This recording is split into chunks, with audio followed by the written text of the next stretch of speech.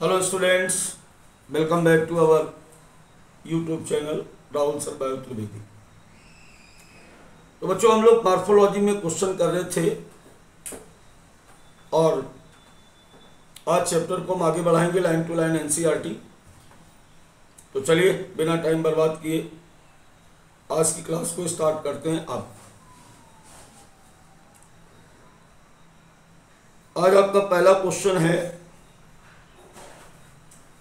Flower with floral appendage 3 or multiple of 3 are said।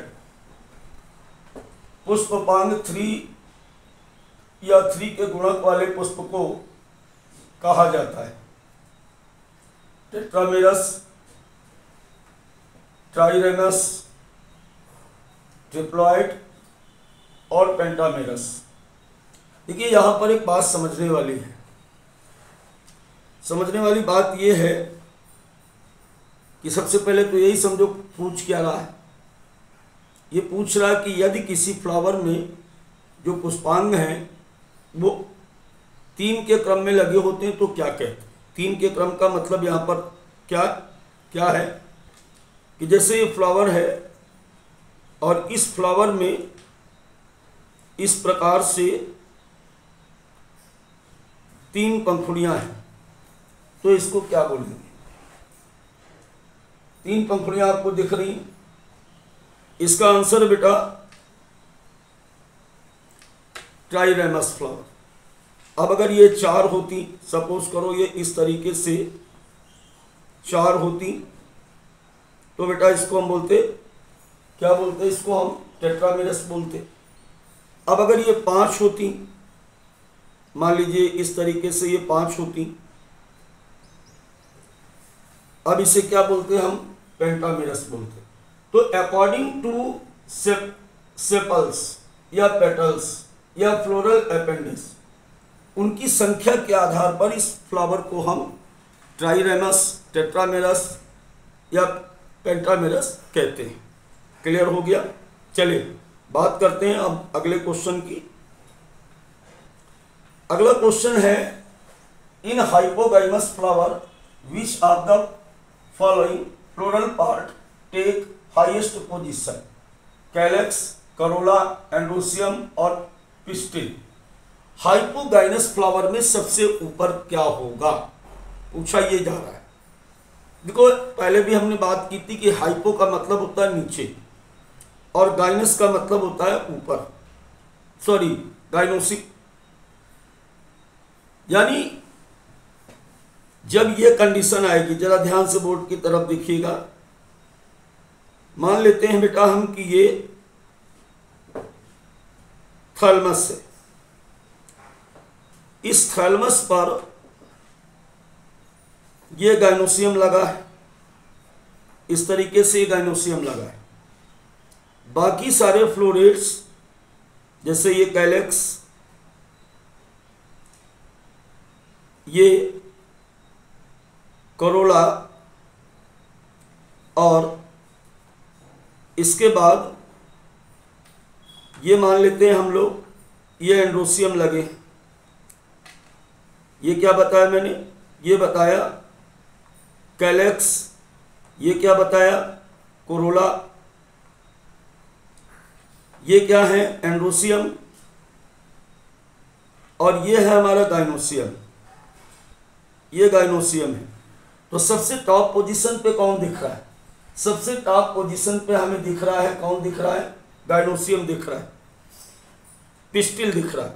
और gynoecium का दूसरा नाम जो होता है वो क्या होता है, पिस्टिल होता है। तो इसका सही आंसर क्या हो जाएगा बेटा, इसका सही आंसर हो जाएगा पिस्टिल। यानी हाइपोगाइनस फ्लावर में सबसे ऊपर पिस्टिल या गाइनोसियम होता है। क्लियर हो गई बात। चलिए आज के अगले क्वेश्चन की अब बात करेंगे। सुपीरियर ओवरी फाउंड इन, क्या लिखा हुआ है, superior ovary found in hypogynous flower, perigynous flower, epigynous flower और कुकुम्बर। देखिए अभी अभी आपने क्वेश्चन देखा जिसमें मैंने क्या कहा था कि ओवरी सबसे ऊपर होगी और ऊपर को ही हम क्या बोलते हैं, सुपर बोलते हैं। दोबारा से इसी चीज को देखें, हम इसको देखें।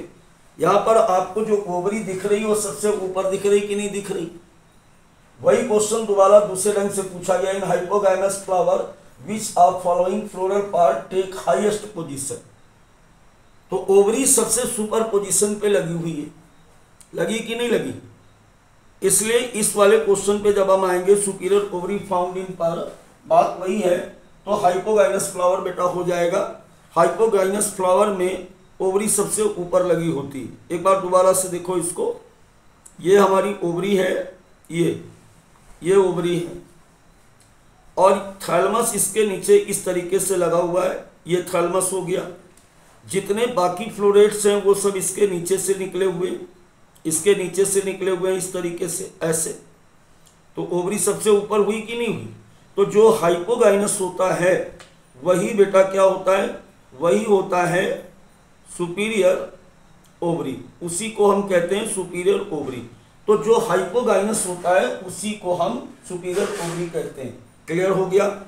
चलिए बात करते हैं अब हम लोग अगले क्वेश्चन की। अगला क्वेश्चन है choose the correct about perigynous flower. देखिए सबसे पहले आप क्या करें कि पेरीगाइनस का एक डायग्राम देख लें, आपके एनसीईआरटी बुक में भी बना हुआ है। पेरीगाइनस में क्या हो रहा है कि अब बोर्ड पे जरा देखिएगा, पेरीगाइनस में हो क्या रहा है। जैसे हम ये मान लेते हैं कि ये एक ओवरी है और थैलमस ये है, इस तरीके से ये थैलमस लगा हुआ है और बाकी जो फ्लोरेट्स लगे हैं, जैसे हम मान लें कि ये कैलेक्स लगा है, इस तरीके से कैलेक्स लगा है, ये इसके कोरोला लगे हैं और यहीं से इसके ये एंड्रोसियम निकले हुए हैं ऐसे। पेरी माने होता है चारों तरफ और गाइनस का मतलब गाइनोसियम। तो अगर फ्लोरल पार्ट्स गाइनोसियम के चारों तरफ लगे होते हैं तभी इसको हम बोलते हैं, बराबर पर चारों तरफ लगे होते हैं तो इसको बोलते हैं पेरीगाइनस। चलिए अब ऑप्शन पढ़ते हैं। तो ऑप्शन क्या लिखा है? Gynoecium is situated in centre, apart from gynoecium rest part are located on rim of thalamus almost at same level, ovaries half inferior, all of these। देखिए इस क्वेश्चन को आप दोबारा से ध्यान से देखिए क्या कह रहा है। परिधि पुष्प के बारे में सही चयन करें। गाइनोसियम केंद्र में स्थित है। गाइनोसियम के अलावा शेष भाग थैलमस के किनारे पर लगभग समान स्तर पर स्थित होते हैं। अंडाशय कैसा है? Inferior ovary. ये गलत यहाँ पर बेटा लिखा हुआ है, इसका मतलब होता है हाफ इंफीरियर, ना ऊपर है ना नीचे है। तो बिल्कुल इसके बारे में अगर हम आंसर की बात करें तो ये सारी चीजें आपको यहाँ पर दिखाई दे रही हैं। दिख रही कि नहीं दिख रही? सारी चीजें यहाँ पर आपको दिख रही हैं। क्या क्या दिख रहा है यहाँ पर? पहली बात अगर देखें तो गाइनोसियम केंद्र में स्थित है, तो गाइनोसियम यहाँ केंद्र में स्थित है। दूसरा, बाकी जितने फ्लोरल पार्ट हैं वो उसके बराबर से लगे हुए, रिम पे लगे हुए। तीसरा, ओवरीज हाफ इंफीरियर। जब ऐसा होता है तो ना तो ओवरी ऊपर है ना नीचे है, तो ना सुपीरियर है ना इंफीरियर है। अब आप इसे हाफ इंफीरियर भी कह सकते हो और हाफ सुपीरियर भी कह सकते हो। कह सकते हो तो नहीं कह सकते हो। तो इसका जो सही आंसर है वो है बेटा 4। इस तरीके से इसका सही आंसर आएगा 4। और हाफ इंफीरियर की अगर बात करें तो जी और सामने इसके डैश लगाते हैं ऐसे। ये इसका हो गया क्या? ये इसका सिंबल हो गया हाफ इंफीरियर का। क्लियर हो गई बात? चलिए अगले क्वेश्चन की बात करते हैं अब। तो अगला क्वेश्चन यहां पर देखो, ध्यान से देखेंगे। अगले क्वेश्चन में हम ध्यान से यहां पर देखेंगे क्या लिखा हुआ है। यहां पे लिखा हुआ है बेटा, how many of following are example of perigynous, hypogynous and epigynous respectively. बहुत ही प्यारा क्वेश्चन है, ध्यान से बेटा इसको खेलना है। Mustard, China rose, brinjal, palm, peach, rose, guava, cucumber, ray florets of sunflower. ये लाल रंग से बाद में इसमें अपडेट किया गया, इसको भी ध्यान से देखेंगे। गुआवा के बाद लिखा हुआ कुकुम्बर, रे फ्लोरेट्स, सनफ्लावर। अब इसमें सही आंसर आपको चुनना है। चलिए सही आंसर की बात करें अगर, तो जरा दिमाग में आंसर लाइए अपने। तो चलिए बात करते हैं। तो मस्टर्ड, चाइना रोज और ब्रिंजल,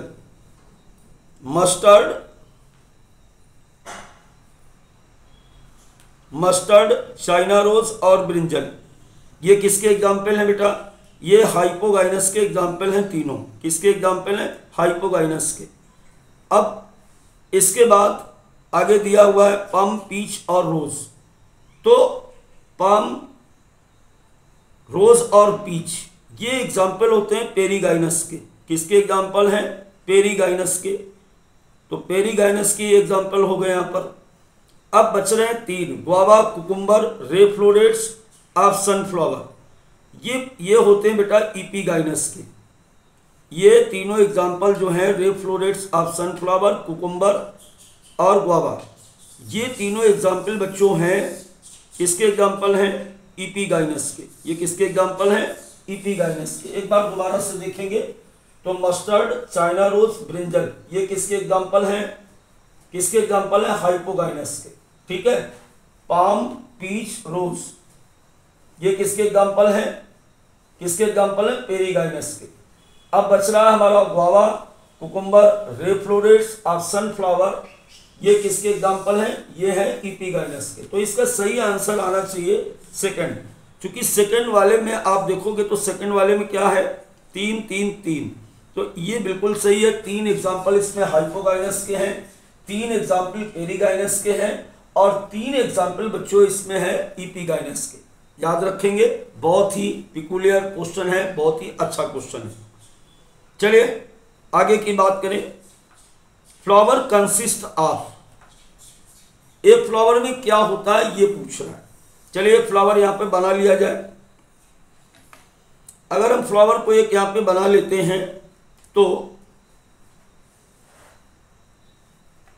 सबसे पहले इसका ये थैलमस हो गया। अब इस थैलमस पर ये कैलेक्स हो गए इस तरीके से। फिर इसके बाद यहाँ पर ये इसके कोरोला हो गए। फिर इसके बाद यहाँ पर इसके ये एंडोसियम हो गए इस तरीके से ऐसे। और फाइनली इस पर ये गाइनोसियम लगा है। अब ऑप्शन पढ़ते हैं, क्या कह रहा है? 4 रिप्रोडक्टिव ओरल नहीं हो सकता है, क्योंकि रिप्रोडक्टिव ओरल केवल 2 ही होते हैं। एक तो ये फीमेल रिप्रोडक्टिव ओरल है जिसे गाइनोसियम कहते हैं, और ये मेल रिप्रोडक्टिव ओरल है, इसको हम एंडोसियम कहते हैं। तो 2 केवल रिप्रोडक्टिव ऑर्गन्स पाए जाते हैं। तो 2 ओरल जो होते हैं, वो 2 चक्र जो होते हैं वो किसके हैं? प्रजनन चक्र। यहाँ पर क्या लिखा? 4 प्रजनन चक्र। तो ये वाली बात बिल्कुल बेटा यहाँ पर गलत हो गई। 4 प्रजनन चक्र नहीं होते, 2 प्रजनन चक्र हैं, आप सामने देख रहे हैं। फिर 4 ओरल, किसी पुष्प में 4 चक्र पाए जाते हैं। यस सर, बिल्कुल सही आंसर यही होना चाहिए। 1 2, फिर इसके बाद अगर आप देखेंगे यहाँ पर तो 3 और 4, सही आंसर होगा इसका सेकंड। क्लियर हो गया? इसका सही आंसर क्या है बेटा? 4। ठीक है।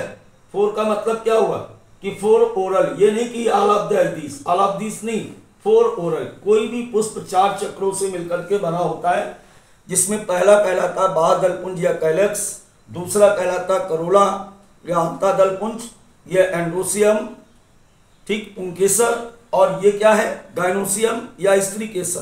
क्लियर हो गई बात? चलिए अब बात करते हैं अगले क्वेश्चन की। तो अगला क्वेश्चन बेटा यहां पर जो है, the outer most oral of flower is called. किसी भी पुष्प का सबसे बाहरी घेरा होता है, बिल्कुल लर्निंग क्वेश्चन है, कैलेक्स। इसमें कोई दिमाग लगाने की जरूरत नहीं, टाइम बर्बाद करने की जरूरत नहीं है। चलिए आगे बात करें। Choose the correct statement. Sepals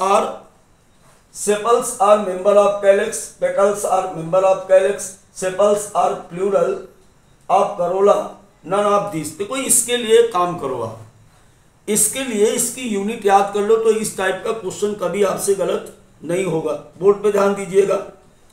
तो पहला क्या दे रहा वो? कैलेक्स। फिर क्या है? करोला। फिर क्या है? एंड्रोसियम। और लास्ट में है गाइनोसियम। इस तरीके से तो जो कैलेक्स होता है इसकी यूनिट को हम कहते हैं बेटा, इसकी यूनिट को बोलते हैं सेपल्स। क्या बोलते हैं? सेपल्स बोलते हैं। और करोला को बोलते हैं पेटल्स,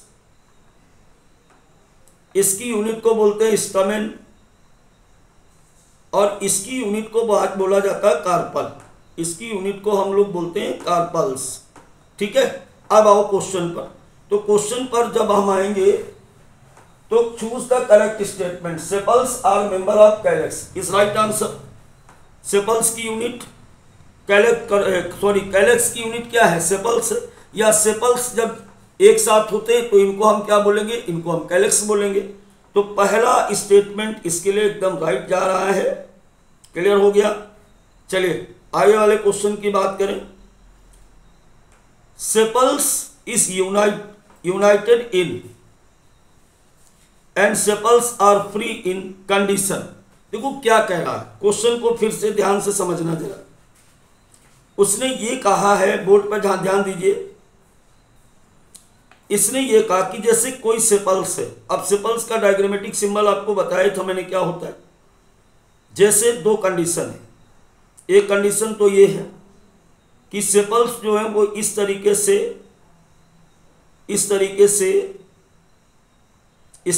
ये यूनाइटेड है, आपस में जुड़े हुए, तब इसको क्या बोलेंगे बेटा? जब भी यूनाइटेड होते हैं तो इसको बोलते हैं गैमो। क्या बोलेंगे इसको? गैमो। दूसरी कंडीशन क्या बन रही? इस तरीके से जब ये अलग अलग हों, इस तरीके से जब ये अलग अलग होते हैं तो इनको हम बोलते हैं पॉली। ठीक है। अब अगर पेटल्स, अगर करोला की बात कर रहे हो तो पॉलीपेटलस हो जाएगा, गैमोपेटलस हो जाएगा। अगर सेपल्स की बात कर रहे हो तो गैमोसेपलस हो जाएगा यूनाइटेड कंडीशन, पॉलीसेपलस हो जाएगा फ्री कंडीशन। क्लियर हो गई कि नहीं हो गई बात? चलिए क्या कह रहा है, ऑप्शन क्वेश्चन पे आते हैं। Sepals are united in gamosepalous, बिल्कुल सही है, and sepals are free in polysepalous. Answer सही क्या होगा इसका? बोलो आंसर सही बेटा इसका हो जाएगा पहला, कि सेपल्स यूनाइटेड इन गैमोसेपलस। यहां पर क्या हो जाएगा? यहां पर हो जाएगा गैमो। ठीक है, और यहां पर क्या हो जाएगा? यहां पर हो जाएगा पॉली, क्योंकि आपको पहले मैंने बता दिया। क्लियर हो गई बात? चलिए अगले क्वेश्चन की बात करें। करोला आर, अभी थोड़ी देर पहले मैंने कहा था कि corolla are composed of petals united by sepals composed of tepal usually for bud protections। पंखुड़ी से बना है, बादलों द्वारा संयुक्त है, टेपल से बना, आमतौर पर कली सुरक्षा के लिए होता है। देखो यहां पर क्वेश्चन पर ध्यान देंगे। अगर अभी थोड़ी देर पहले आपको मैंने बताया था कि करोला की यूनिट जो क्या होती है? पेटल्स। तो पहला तो आंसर तो इसका सही हो गया पहला। अब बात करें यूनाइटेड सेपल्स, तो यूनाइटेड सेपल्स बराबर बेटा यहां पर होगा कैलेक्स। टेपल्स की अगर बात करें तो if calyx and corolla both are fused together. अगर कैलेक्स और करोला दोनों एक ही में फ्यूज होते हैं, ठीक है, एक साथ फ्यूज होते हैं, तब हम इसको बोलते हैं टेपल्स। ठीक है, क्या बोलते हैं बेटा इसको? टेपल्स। और ये जो लिखा कंपोज्ड ऑफ टेपल, तो इसको बोलेंगे गैमोटेपलस। और ये कंडीशन कहां पाई जाएगी? ये फैमिली लिलिएसी में ऐसा मिलता है कि जहां पर कैलेक्स करोला एक ही में फ्यूज होते हैं, इनको हम लोग बोलते हैं, इनकी इकाई को पेरियंथ कहा जाता है। टेपल्स की इकाई को क्या बोलते हैं? पेरियंथ। सॉरी, पेरियंथ की इकाई को टेपल्स कहते हैं। चलिए बात करें अगले क्वेश्चन की।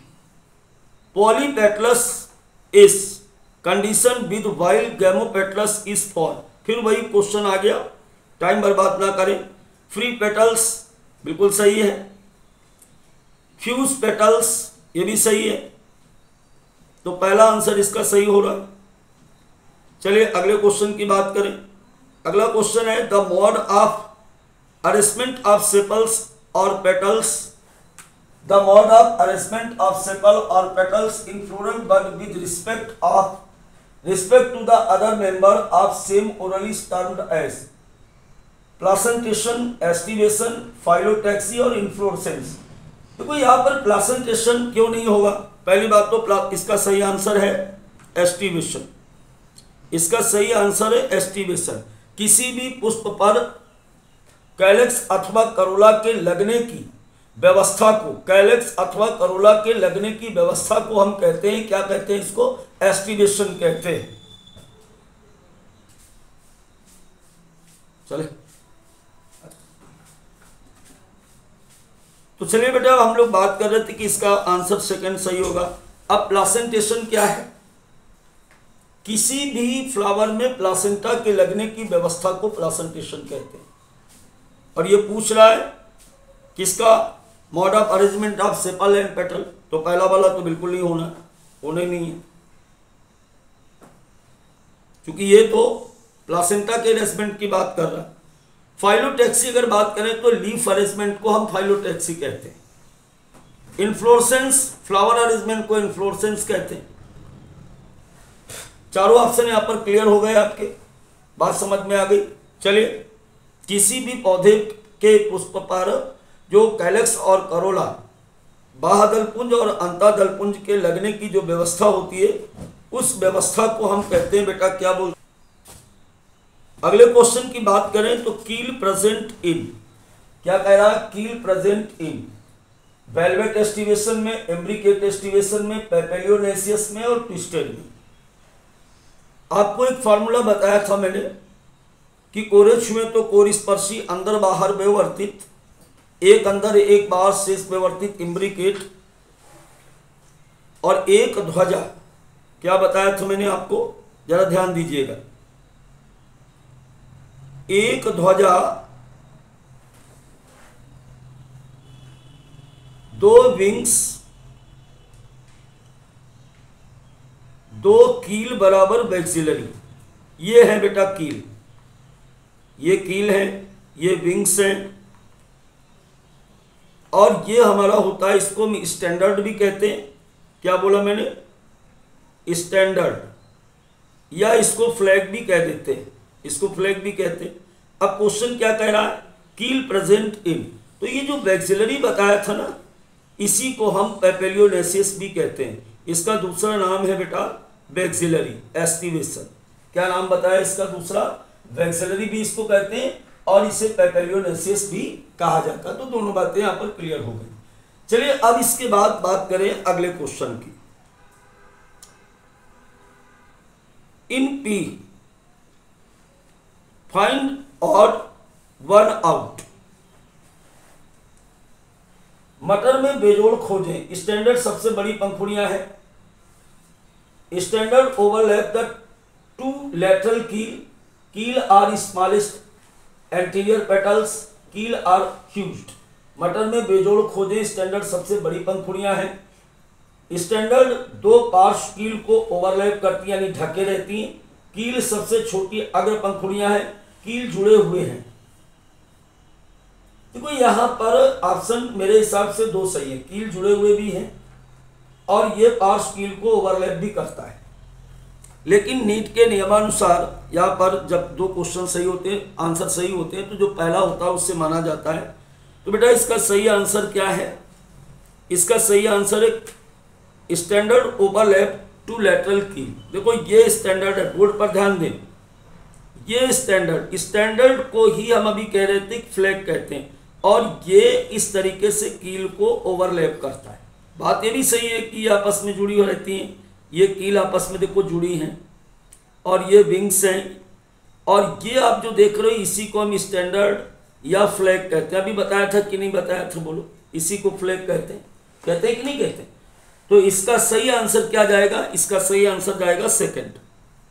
चलिए क्वेश्चन अगले की बात करें। The aestivation in Gulmohar is, तो वेलवेट, ट्विस्टेड और इम्बिग्रेट और वैक्सिलरी। लर्निंग क्वेश्चन है, 100% लर्निंग है, तो इसमें टाइम किल नहीं करेंगे, याद कर ले बेटा। इसका सही आंसर है इम्बिग्रेट। चलिए आगे बढ़ते हैं। Find out one with respect to estimation, China rose, cassia, lady finger और कॉटन। इनमें से विषम कौन है? फीमेल जोड़ को खोजना है। देखो यहां पर अगर बात करें हम तो चाइना रोज, लेडी फिंगर और कॉटन, ये सारे एक ही फैमिली के हैं। किसके? मालवेसी के। इसमें से जो कैसिया आपको दिख रहा है, कैसिया होता है बबूल होता है ना, उसी को कैसिया कहते हैं। तो ये आता है आपका मिमोसवाइडी फैमिली के अंतर्गत आता है, यानी लेग्यूमिनेसी का एक सब फैमिली होता है, उसके अंतर्गत आता है। इसका सही आंसर बेटा यही होगा। ये इन तीन से अलग है, ये दूसरी फैमिली के हैं और ये तीन दूसरी फैमिली के हैं। चलिए आगे वाले क्वेश्चन की बात करें तो एंड्रोसियम कंपोज्ड ऑफ, अभी थोड़ी देर पहले भी बात हुई थी कि मैंने क्या कहा था कि अगर आप सारी यूनिट याद कर लें तो बहुत सारे क्वेश्चन हो जाएंगे इसके। तो किससे मिलकर के बना है androecium? Composed of sepals, petals, stamens या कार्पल से। स्टमेन, एंड्रोसियम की यूनिट क्या होती है? इसकी यूनिट होती है स्टमेन्स।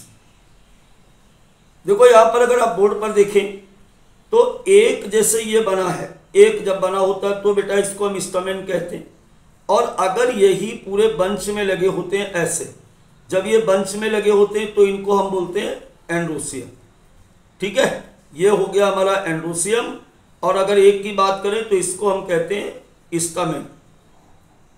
ठीक है, एक जब होगा तो इसको क्या बोलेंगे? स्टमेन बोलेंगे। जब ये बंच में होगा तो क्या बोलेंगे? इसको एंड्रोसियम बोलेंगे। I think my point is clear now. चलिए अगले क्वेश्चन की बात करें तो अच्छा, इसका आंसर तो बताया नहीं, इसका आंसर थर्ड होगा। आगे वाले की बात करें, ईच एंथर इज यूजुअली, चलो एक एंथर पहले बना लिया जाए। एक एंथर अगर आप बनाएंगे तो ये इस तरीके से ऐसे बना होता है, ऐसे बना होता है। और इसका इंटरनल स्ट्रक्चर अगर बनाया जाए तो ये ऐसे बना होता है, इस तरीके से ऐसे बना होता है इंटरनल स्ट्रक्चर इसका, ऐसे इस तरीके से बना होता है। अब देखिए ईच एंथर इज यूजुअली, तो बाई लूप्ड होगा। देखो वन लूप और टू लूप, तो ये कैसा हो गया? ये बेटा हो गया बाई लूप्ड। ठीक है, फिर क्या कह रहा है? एंड ईच लूप हैज, तो प्रत्येक लूप में कितनी? एक और दो, तो टू चेंबर पोलन सैक्स। समझ रहे हो ना? देखो फिर से समझो, each anther is usually by loop, one loop and second loop, and each lobe has four chamber, one two, नहीं सॉरी, प्रत्येक लूप में कितनी होती है? तो एक और दो। अगर पूरे में पूछता दोनों मिला के तो टेट्रास्पोरेंजिएट, केवल उसने एक लूप पूछा तो क्या आंसर हो जाएगा? By loop. एंड यहां पे क्या भरोगे? Each anther is usually bilobed. यहां पर क्या लिखेंगे हम लोग? यहां पे लिखेंगे बाई लूप। और and each lobe has two chamber pollen sacs. Clear हो गया? पहला आंसर बिल्कुल सही है बेटा इसका। चले बात करें अगले क्वेश्चन की। स्टेमिनॉइड इज, देखो स्टेमिनॉइड की जब भी बात की जाए, स्टेमिनॉइड की जब भी बात की जाए, स्टेमिनॉइड है क्या? स्टेमिनॉइड शब्द का प्रयोग किया गया अनफर्टाइल के लिए। अगर आप हिंदी में सुन रहे हैं तो बेटा बांझ, जिसके द्वारा प्रजनन न किया जाए उसको स्टेमिनॉइड या अनफर्टाइल कहते हैं। तो इसका सही आंसर देखते हैं, female stamen, fertile stamen, sterile stamen. Right, staminode को हम क्या बोलते हैं? अनफर्टाइल या स्टेराइल। इसको स्टेराइल भी हम कह सकते हैं, स्टेराइल, इस तरीके से इसको स्टेराइल भी कह सकते हैं। सही आंसर इसका सेकंड। चलिए बात करें अगले क्वेश्चन की। Female reproductive part of flower, बिल्कुल लर्निंग क्वेश्चन, सीधे सीधे। Female reproductive part of flower is called gynoecium. चलिए बात करें अगले क्वेश्चन की। क्वेश्चन बेटा खत्म हो गए, फिर मिलते हैं एक नई क्लास में नए क्वेश्चंस के साथ। एक बार फिर से हमारी बात को ध्यान से सुने कि सबसे कम सबसे सटीक श्योर सिलेक्शन इन नीट के लिए जुड़े रहिए राहुल सर के साथ, और भी जोड़िए अपने दोस्तों को, उनके भी फ्यूचर को आपको ध्यान रखना चाहिए। फिर कैसे आप दोस्त हैं, कम से कम एक स्टूडेंट अपने साथ दूसरे स्टूडेंट को जोड़ेगा हमारे साथ। दूसरी बात कि जो एमसीक्यू करेगा वही डॉक्टर बनेगा। जब तक आपको क्वेश्चन की प्रैक्टिस नहीं होगी बेटा, तब तक आप कुछ नहीं कर सकते हो, कितनी एनसीईआरटी पढ़ लो भाई। जब तक हमें वो तैयारी नहीं होगी कि हमसे पूछा कैसे जाएगा, तब तक आप कैसे कर पाओगे। तो फिर मिलते हैं, बाय बाय।